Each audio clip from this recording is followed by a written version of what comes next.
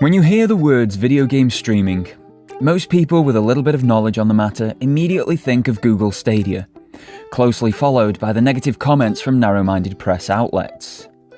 What most people don't think about is Nvidia, the company behind the graphics cards that have powered nearly every gamer, engineer, designer, streamer or content creator for nearly the past decade. Yet, Nvidia do have a game streaming option. It allows you to play on any device, be that a mobile phone, tablet, laptop, PC, and yes, even Mac. It is also one of the only game streaming options available on Apple mobile devices. It takes a different approach to Stadia and Xcloud, the two services recently covered on the channel, and presents different challenges too. But you never know, it may actually be the right one for you. Welcome everybody, my name is Doragon, and this is my June 2021 review of Nvidia's GeForce Now.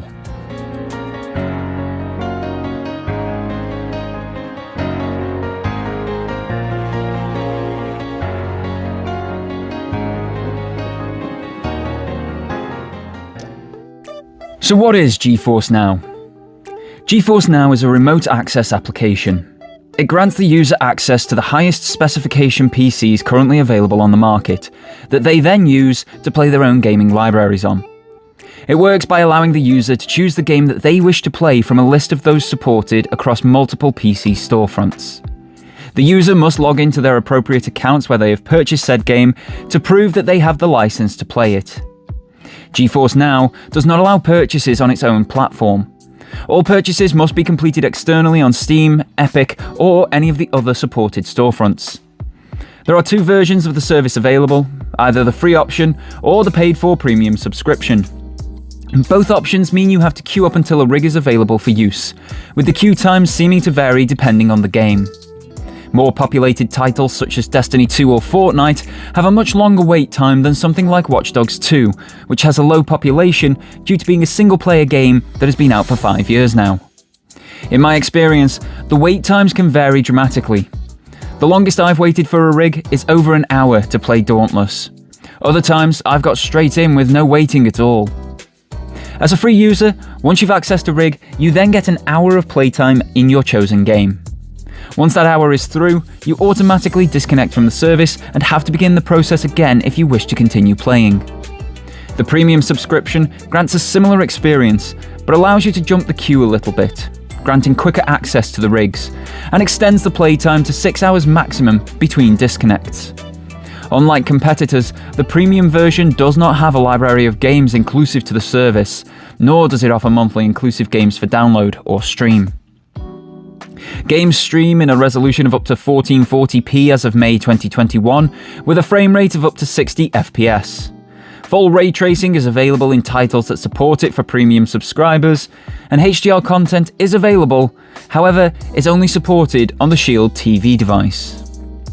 It's an interesting prospect, and completely unlike any of the other options on the market. So how does it stack up? Let's start with the streaming experience. This is an odd one to quantify. On the one hand, it works so damn well. When playing a game, there is minimal latency and lag, regardless of the title or storefront. The visual quality and fidelity are exceptional, even looking better than Stadia on occasion, despite a lower resolution. Input comes from a range of options depending on your platform, but GeForce is the first option to offer keyboard and mouse controls on mobile platforms, as well as all of the others that have keyboard and mouse as standard.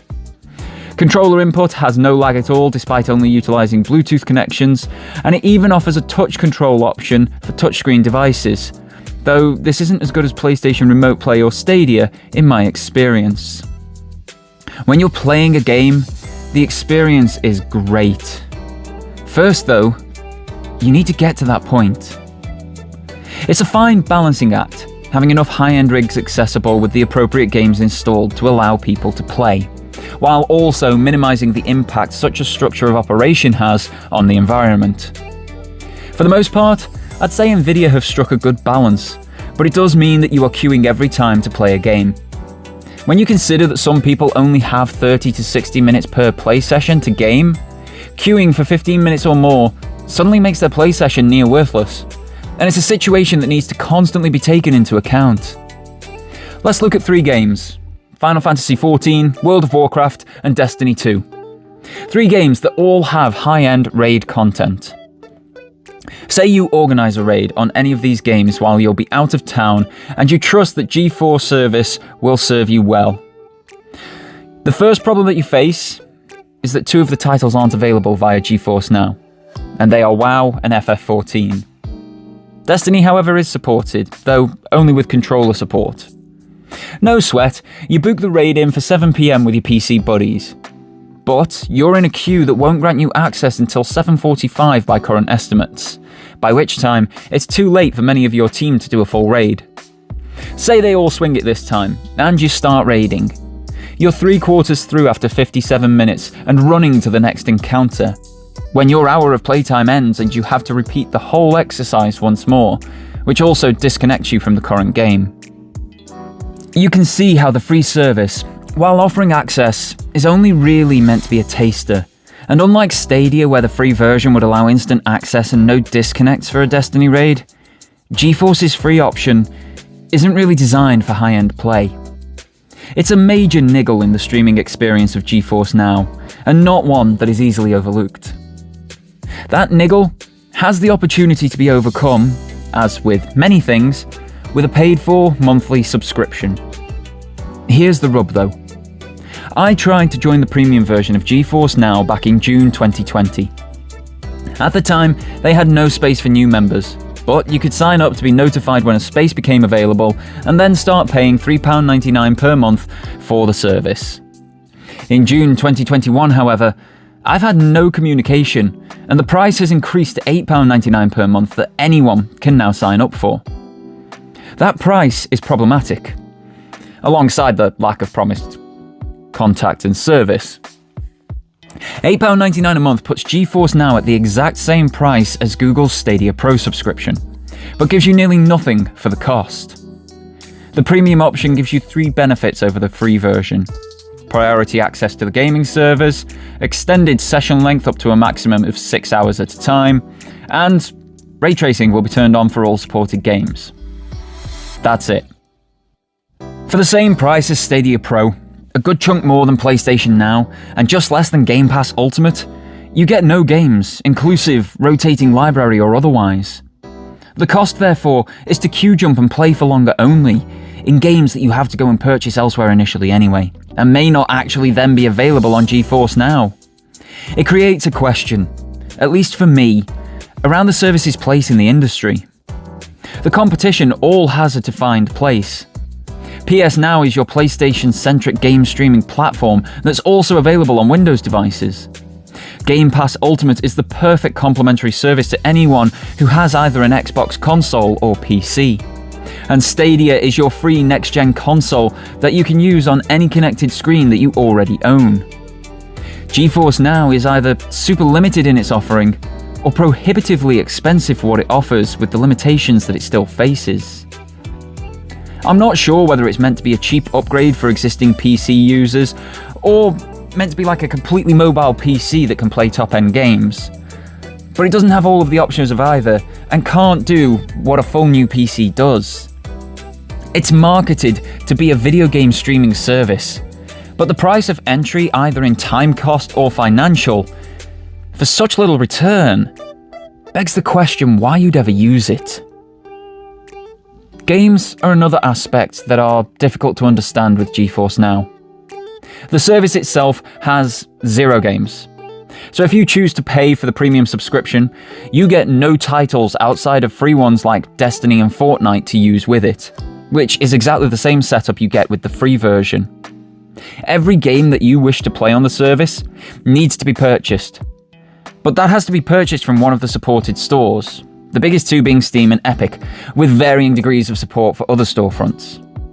However, even then, there is a game-by-game basis about support on the platform.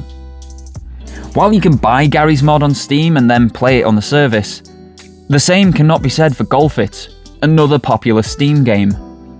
Forager is a no-go on GeForce Now, but Dead Cells is fine.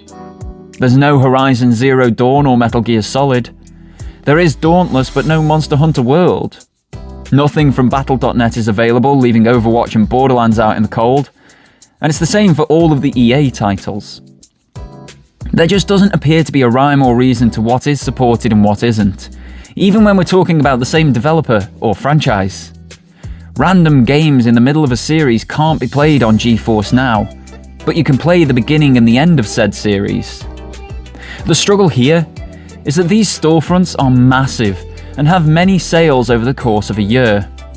If you're trying to use GeForce Now as your main gaming platform, it makes purchasing titles that much more tedious.